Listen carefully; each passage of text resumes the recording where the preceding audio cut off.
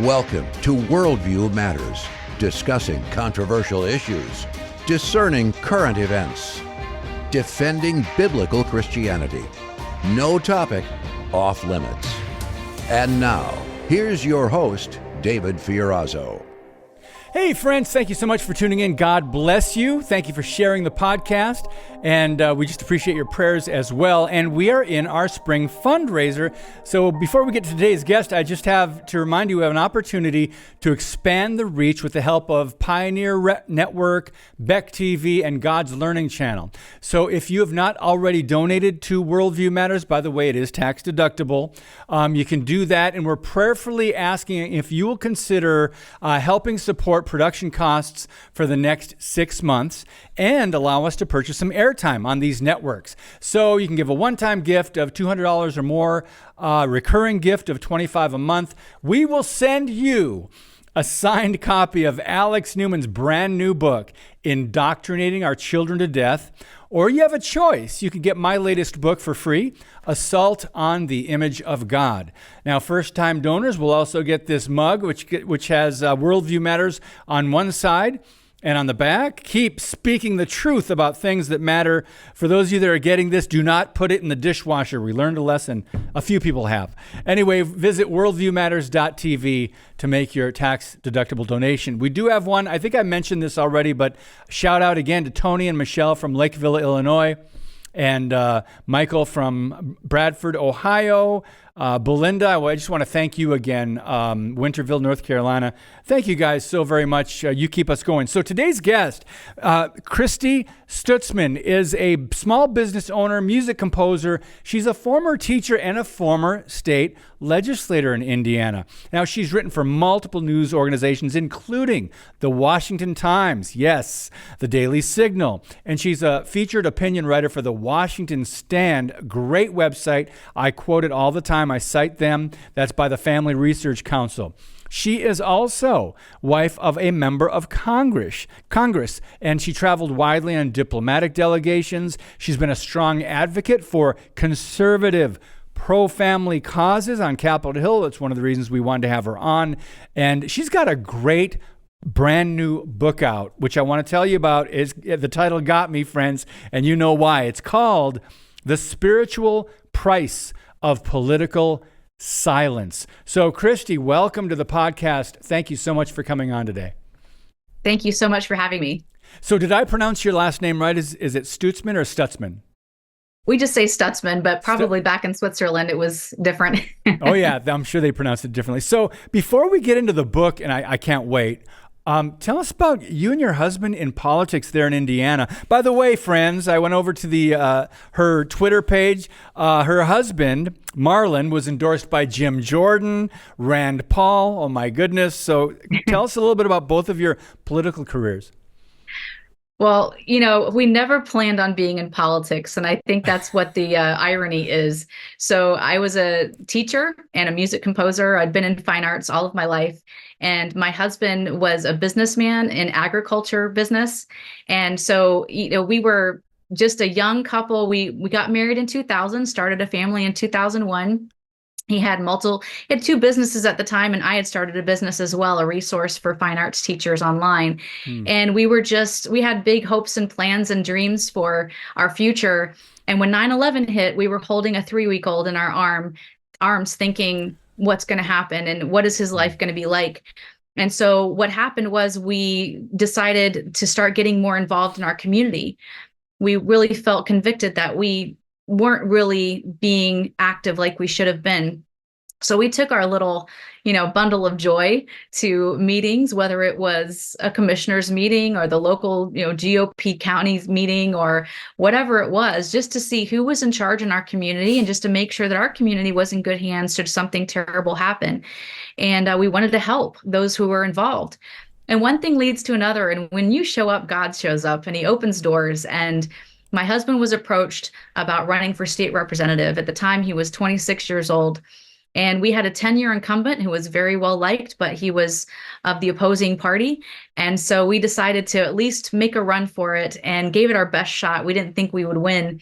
And in that first election, he won by 249 votes. So you can't tell me that every vote doesn't count. It really does count, especially on those local level elections and positions. So he served in the state house for 8 years, and then he went on to serve in Congress as well for 6 years, and is going to be serving again. So, and then, during his hiatus, he had about probably 7 or 8 years where he wasn't in elected office. Again, went back to building our businesses. I did the same. I have a theater now, and we're producing uplifting, wholesome, values-based entertainment on a Broadway scale level. And so we poured ourselves into that. But I also felt led to run for state representative during that time and served for one term right before COVID hit. Wow. And when COVID hit, I had to step down and make sure that our businesses and our employees had a place to go and that the doors stayed open. Wow. And so I've been doing that ever since. But that's kind of our story. And I really like to share it because it's just an example. It's a very American example of the fact that you don't have to come from a big name family. We're not like Europe where you have to have a duke or a lord in front of your name in order to serve in the house of, whatever. It is really we the people. And, Amen. If we can do it, anyone can do it.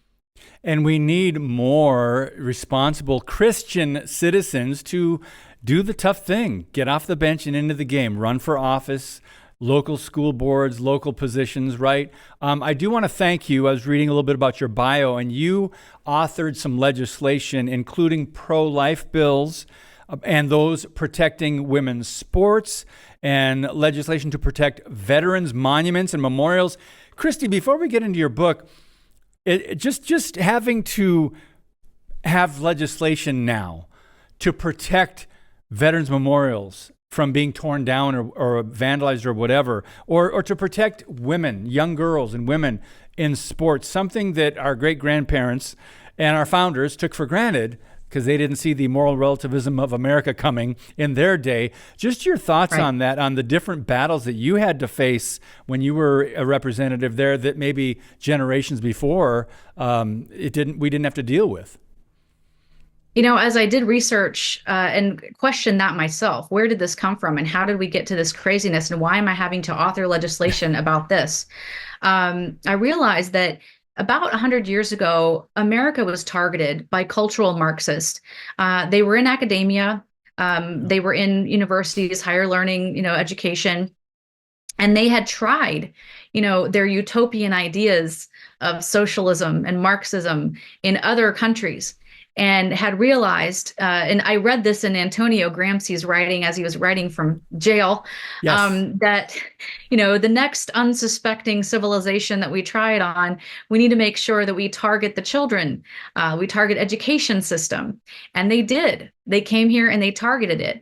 I think what was combined with that was that the church had a split, had a big difference in how they viewed their role in government around the same time.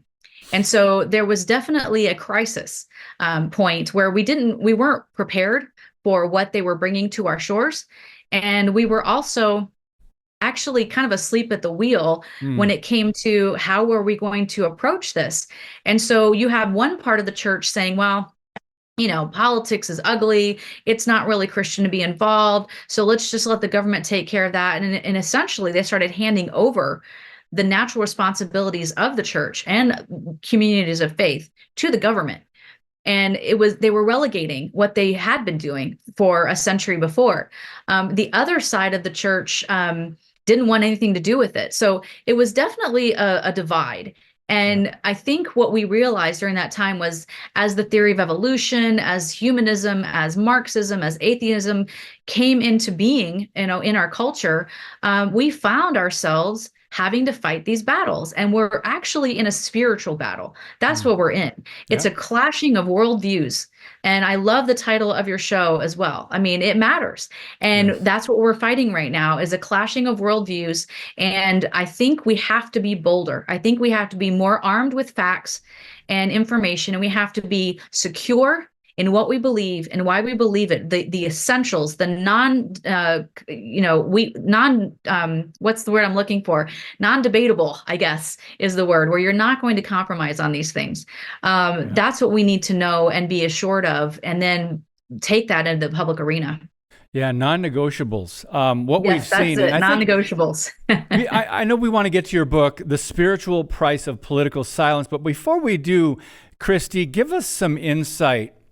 A lot of us are sick and tired of Christians, conservatives, Republicans, independents, once they get into office, compromising.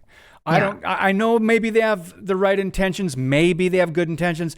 Oh, let's reach across the aisle and work with the left. With the left, the Democrats, the demonic Democrat Party has taken ground continually, and we'll keep giving it to them. We don't give them everything they want, but they're so good at incrementalism, right? They'll take the ground, and we compromise, and we are sick and tired of that. Just what can you tell us about that to give us some insight or some hope that we can stop this kind of thing? I heard it well described recently by Will Witt. He was speaking to an event near our house, and we were there. And he said, it seems like the right, the more conservatives, tend to want to be eager to compromise. But if you were to see evil walk in the door, would your first inclination be, let me compromise with that? Yes. If you are facing evil, there is no compromise. You have to stand strong. And I think the tendency in Washington, D.C. especially, but I've seen this on the state level too, where you get comfortable with being in a position that has a title, and you become so identified with that title that you cling to it as if it is part of who you are. One of the best pieces of advice that my husband was given when he was first elected at the age of 26 was, just remember, this title belongs to the people. And someone held this title before you did, and someone will hold the title after you do. And what you are is a steward of the people's title for a certain amount of time. Don't allow it to become a part of who you are, of your person. That's not who God made you to be. You are serving in a position of leadership for a temporary time.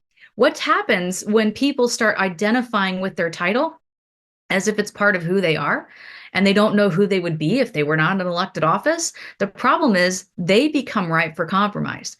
They can be approached by leadership, and leadership can say, well, if you don't vote this way, we're going to come after you. We're going to, primary you.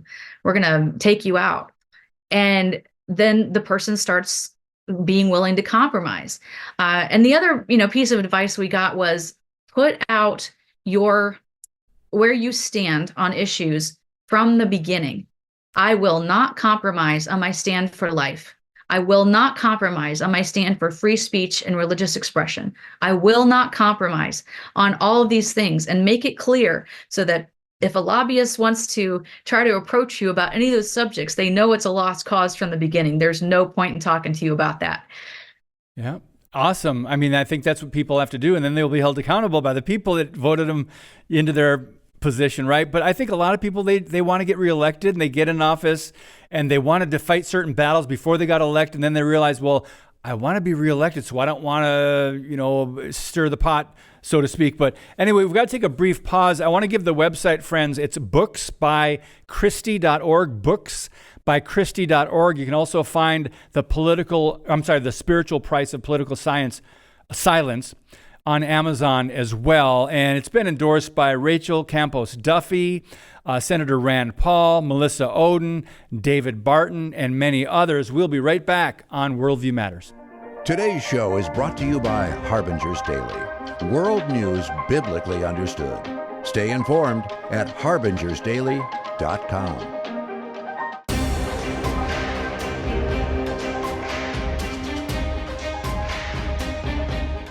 Well, if you're interested in sponsoring Worldview Matters, like Harbinger's Daily, like Patriot Mobile, please send us an email, worldviewmatters@fpeusa.org, And our producer will get right back to you. Let us know you're interested in sponsoring the show. And the website, of course, worldviewmatters.tv. So Christy Stutzman is our guest today, author and writer. You can check her out at the Washington Stand. And now let's dive into the book, Christy, The Spiritual Price of Political Silence. Interesting, 10 years ago, I wrote a book called The Cost of Our Silence. And the subtitle, what was it? The Consequences of Christians Taking the Path of Least Resistance. So tell us about, you mentioned, I think before we got on the podcast, that you were doing speeches you were talking about these issues, you had PowerPoints on them, you were stirring up a lot of people, maybe people were getting encouraged, and then people finally said, why don't you write a book? Tell us about how this was birthed. So it was really something that was a God thing. And I wasn't looking to write a book, but I was speaking about this issue at multiple events and was approached by people for my PowerPoint. They wanted the information that I had there. So I just wanted to put together a pamphlet and make it look nice. And the publisher approached me about writing the book. I think we're not even at a crossroads right now in America. We're at a cliff. And we're hanging over the cliff. And so this is my effort to try to be, a voice in the wilderness saying, hey, be careful. We need all hands on deck. We need to link arms. The book is non-denominational. It's nonpartisan. I include excerpts from the Republican platform, the Democrat platform, links to the Green Party, the Libertarian Party, so people can see for themselves where the parties stand on different issues. It's also non-denominational. I wanted to bring people together, just like in the founding of this country, from different faith practices and denominations, but to agree on the basics, on the foundational truths on which this country was founded. And so the first part of the book, I do a refresher course on America's Judeo-Christian founding. And the part that really saddens me is that we, as I would say, Generation X and younger, have been bereft of some of the truths and the facts of our founding in our history books. Yes. It has been removed, and we no longer learn about some of the providential provisions and miracles that happened at our founding. We've been, kept in the dark about how people of faith were involved from the beginning and how the founders assumed that people of faith would always be involved. Mm-hmm. And they actually, several of them have written and been quoted as saying, it is reliant on a moral people, that this government that we've established. Yeah. And without that, it's not going to work. Right. So we didn't learn that in school unless we were, homeschooled using a Christian curriculum or something. We weren't taught that. So I wanted a refresher course on that. And it really allows you to do even more study, if you want to study wall builders or any of the resources that are out there. And then in the middle part of the book, I go into how do we get to this craziness in our culture where things are just completely off the rails. People are just thinking things that just don't make any sense, even scientifically, not to mention morally. So how did we get here? And how is this okay? And so I talk about that and how we were targeted and the division in the church. And then at the end, okay, so now that we know all this and we're at the cliff, what do we do? Where do we start? Thank you for putting it that way. We're not heading for the cliff. We're there. And that's because we had, I don't know how long it's been, I would say 50 plus years of textbook publishers and others, revisionists, rewriting history. And you said that, at least it's in the description of the book, that millions of kids in America are being taught a revisionist history. And that's why I'm thankful that chapter 2, the role of faith in America's founding, I'm just going to quote your book. There is no doubt that those who formed the various colonial governments of the original colonies in the early 1600s and those who later formed America's national government in the late 1700s were heavily inspired, influenced, and guided by their dedication and mutual reverence for the traditional Christian faith and the Holy Scriptures. And that kicks off chapter 2. And thank you.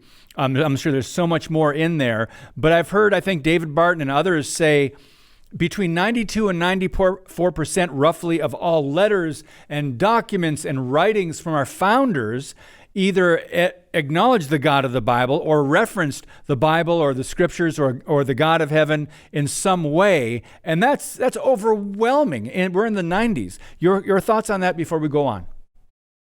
Yeah, and I think when you talk about, the revisionist history that we're dealing with, they do things like they twist the fact that the founders used multiple names for God, descriptive names for God, as a point to say that they didn't truly believe in God. They were just coming up with different names.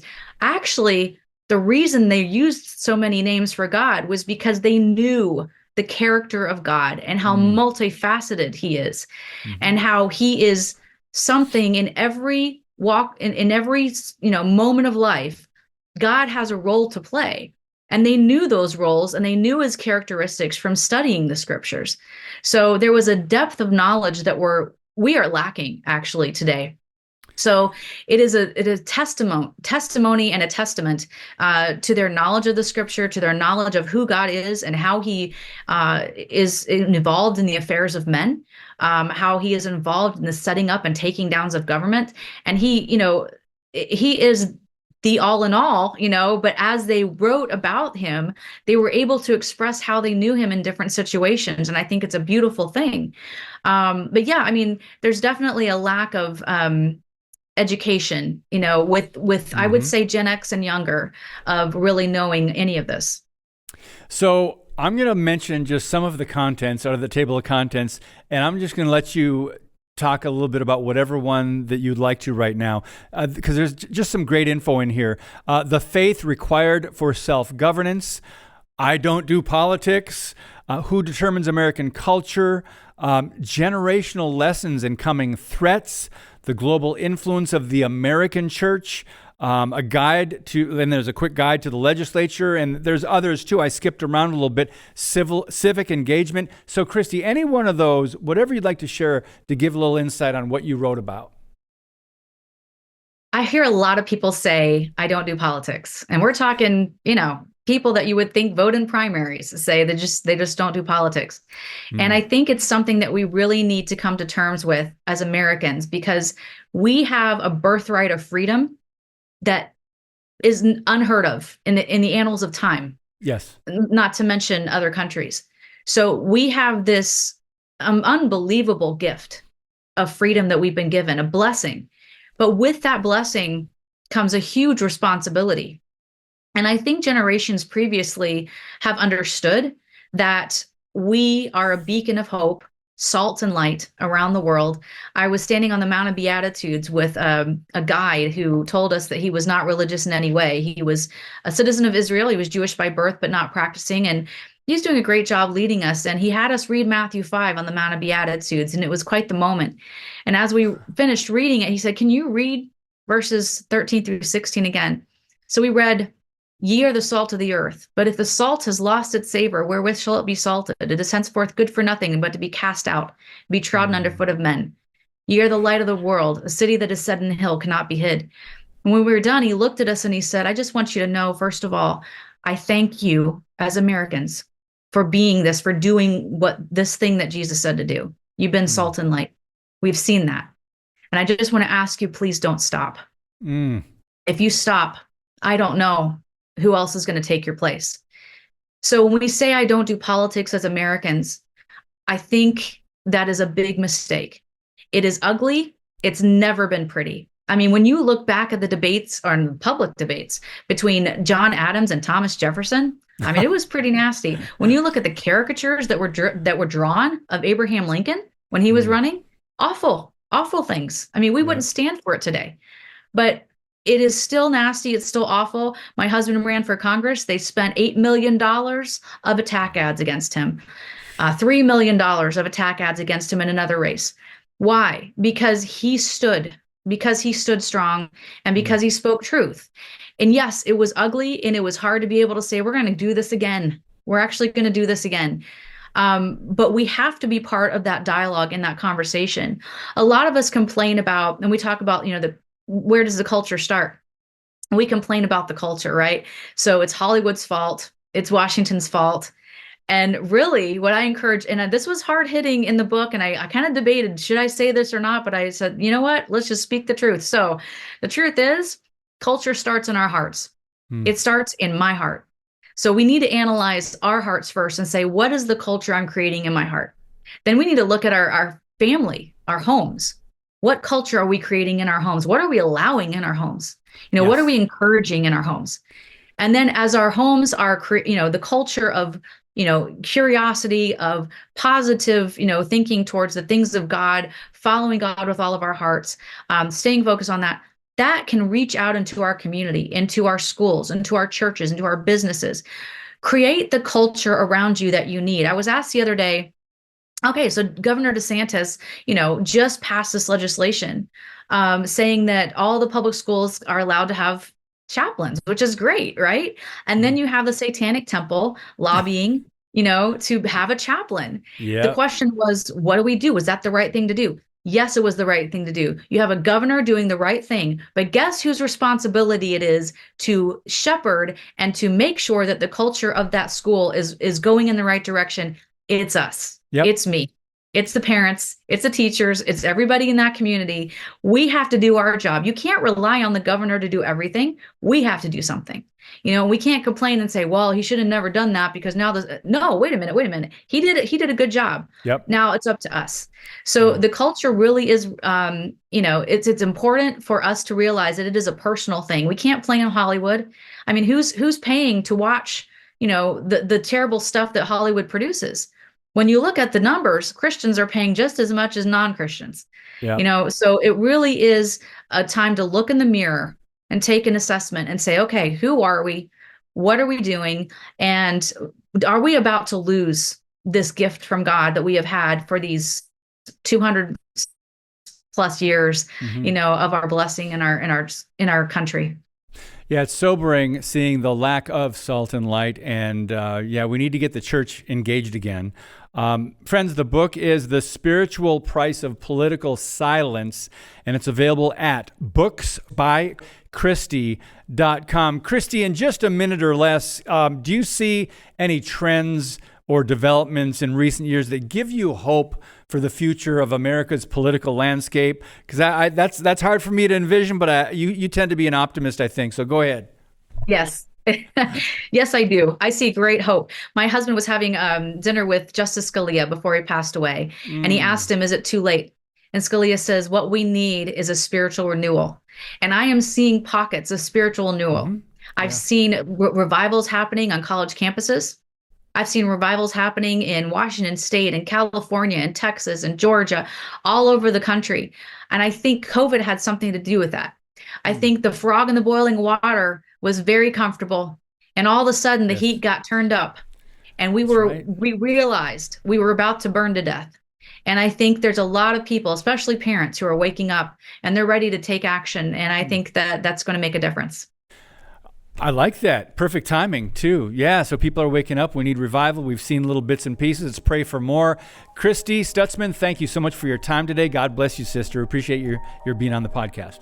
Thank you for having me. Yeah, great book title, guys. I just love it. I love some of the things that she writes about. So check it out again at her website, booksbychristy.com, and then Amazon. God bless you, friends. And as always, keep speaking the truth about things that matter.